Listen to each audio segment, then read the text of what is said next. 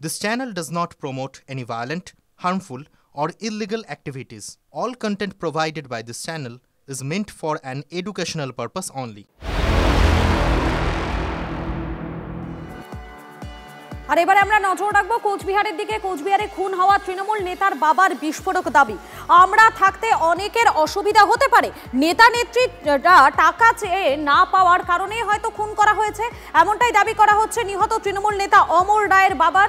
এবং খুনের নেপথ্যে অমরের সঙ্গী অরূপ রায়ের দিকেই সন্দেহের তীর। অঞ্চলে যদি কোনো আমাদের নেতা নেত্রীরা কোনো গণ্ডগোল করে, কোনো যদি খাওয়া দাওয়ার ধান্দা করে, আমরা এটা বিরোধ ছিলাম পুরোপুরি। আমরা এটা করতে দেইনি কাউকে। এটার থেকে আজ পর্যন্ত কেউ বলতে পারে না যে আমি বা আমার ওয়াইফ কারো কাছে 10 টাকা দিয়ে খরচ করছে, এটা আমরা কেউ বলতে পারবো না। এখন মানুষের তো নানান রকম হতে পারে, কারো হয়তো স্বার্থ আঘাত হয়েছে, এরা হতে পারে। আমাদের জন্য কারো কামাই হচ্ছে না, এটাও হতে পারে। কোনো নেতা নেত্রীরা যদি পয়সা দেয় আমি পয়সা দেবো না, এটাও হতে পারে। এই ধরনের একটা ব্যাপার আছেই। সরাসরি চলে যাবো, আমাদের সঙ্গে রয়েছেন আমাদের প্রতিনিধি সুমন কল্যাণ রয়েছেন। সুমন, এই খুন হওয়া তৃণমূল নেতা তার বাবা তো এবারে বিস্ফোরক দাবি করছেন। একেবারে দেখো, গতকালকে যে ঘটনা ঘটেছে তারপরে আমরা কিন্তু বলছিলাম যে এই যে গুলি করে যে খুন হয়েছে অমর রায়, আরও বেশ কিছুক্ষণ সময় লাগবে এর কি কারণে খুন সেটা জানতে। আজকেই দেখো সকালবেলা তার বাবার যে বক্তব্য, যে তারা থাকাতে অনেকে টাকা পয়সা কামাই করতে পারছেন না, অনেক নেতানেত্রী আছে যারা পয়সা চাইছে তাদেরকে দেওয়া হচ্ছে না, সম্ভবত সেগুলোও একটা কারণ হতে পারে তিনি বলেছেন। তিনি কনফার্ম বলেননি বিজেপি না তৃণমূলের আভ্যন্তরীণ কোন্দল, এটা কিন্তু এখনও প্রমাণ সাপেক্ষ ব্যাপার এবং পুলিশ সেগুলো নিয়ে তদন্ত করবে। কিন্তু আজকে সকালবেলা যেভাবে তার বাবা বললেন, প্রত্যেকটাই কিন্তু ইঙ্গিত দিচ্ছে যে দলের কোনো নেতারা, দলের স্থানীয় কোনো অংশ, দলের যারা টাকা পয়সা পাচ্ছে না, ফলে ব্যাপারটা, এই গোটা বিষয়টা কিন্তু অন্তর্দলীয় কোন্দলের দিকে একটা ইঙ্গিত। আমরা বলছি না যে এই ঘটনা, তবে যেভাবে কালকে খুন হয়েছে, তার বাবার সঙ্গে কথা হচ্ছিল, তিনি বলেছেন 4 জনে মিলে একটি গাড়ি করে তারা গেছেন। তার ছেলের কাছে একটা ফোন এসেছিল মাঝখানে, সেই ফোনটি তিনি কোথায় যাচ্ছেন সেটা সম্ভবত জানতে চেয়ে ফোন, সে তখন বলে সে ডোডেয়ার হাটে যাবে।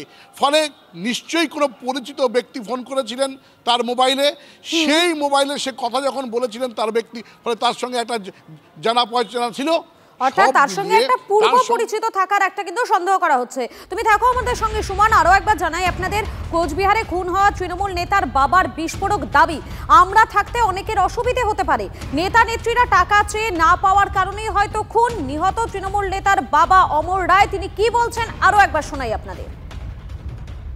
অঞ্চলে যদি কোনো আমাদের নেতা নেত্রীরা কোনো গণ্ডগোল করে, কোনো যদি খাওয়া দাওয়ার ধান্দা করে, আমরা এটা বিরোধ ছিলাম পুরোপুরি। আমরা এটা করতে দেইনি কাউকে।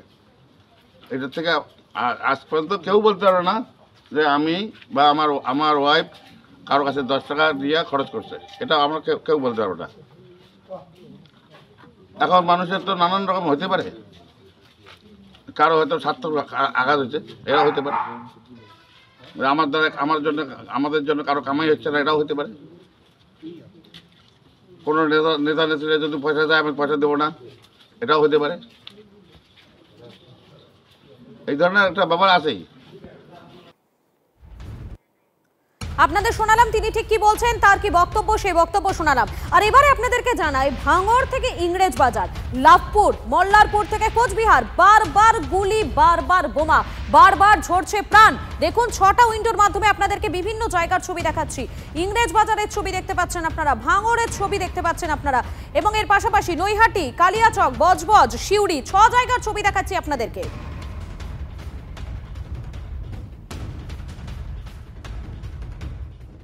গ্রাম পঞ্চায়েত প্রধানের ছেলে এবং ডাওয়াগুড়ি এলাকায় কোচবিহার 1 নং ব্লককে নেতৃত্ব দিচ্ছে, অথচ সে আজকে বাজার করতে গিয়েছে, সেখানে তাকে যদি দিনের বেলা শ্যুট আউট করা হয়, নিশ্চিতভাবে তাকে রেকি করা হয়েছে বা অনেক পেছন থেকে কেউ মেরেছে।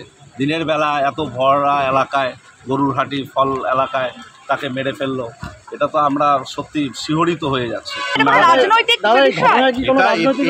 এই মুহূর্তে বলতে পারছি না, তবে অমর তৃণমূল কংগ্রেসের অত্যন্ত একজন গুরুত্বপূর্ণ সেখানকার নেতৃত্ব, প্রধানের ছেলে, এবং সে নিজেও যুব নেতা এবং সে এলাকায় লিড করে দলের হয়ে।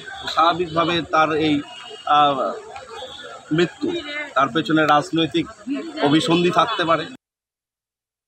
শুভেন্দু অধিকারীর উপরে হামলা চালানো হয়েছিল কুচবিহার যাওয়ার পথে। তো বারবার করে আমরা বলেছি যে কুচবিহারের আইন শৃঙ্খলা চূড়ান্ত অবনতি হয়েছে এবং তার দায় এড়িয়ে যেতে পারে না কুচবিহারের এসপি এবং কুচবিহারের 3 অতি শক্তিশালী নেতা উদয়ন বাবু, পার্থপ্রতিম বাবু এবং অভিজিৎ বাবু। আজকের যে পরিস্থিতি তৈরি হয়েছে সেখানে শাসক দলের নেতার এইভাবে দিনে দুপুরে খুন হয়ে যাওয়াটা আসলে কুচবিহারের দুষ্কৃতির রাজেরই একটা চিহ্ন মাত্র।